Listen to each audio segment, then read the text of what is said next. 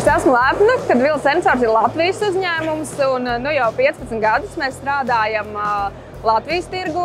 Esam iebīdījušies arī Lietuvas un Igaunijas tirgu, kur nav tik viegli tikt, jo mūsu produkts ir diezgan specifisks. Tie ir industriālie sensori, un tie ir risinājumi ar šiem industriāliem sensoriem, ko mēs varam panākt, izmantojot dažādus industriālos sensorus, kas kļūst aizvien pieejamāki lietotājiem, gan cenas ziņā, gan arī to, teiksim, kā mēs ar viņiem, protams, apieties. Nav nepieciešams ļoti specifisks zināšanas šajā tehnoloģiju jomā.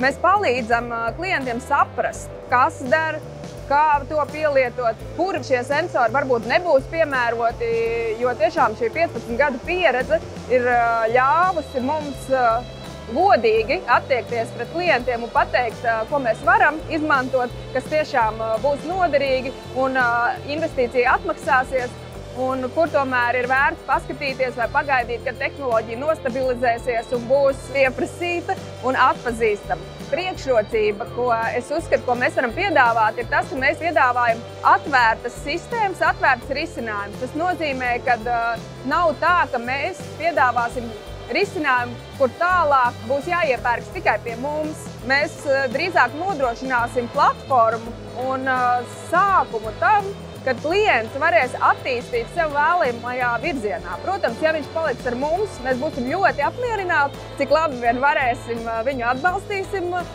Ja būs kaut kādas iekārtas, kuras viņam jāpieslēdz, un tur jau būs citi uzņēmumi, kas ir speciālisti, viņi to varēs integrēt bez ļoti lielām papildus izmaksām. Tas, ko mēs tagad darām, mūsdienīgais risinājums, ko mēs arī šajā gadā ļoti popularizējam, ir digitalizācija. Tie ir sensori, kas ļauj vecas iekārtas, kuras nav aprīkotas ar papildus elektroniku.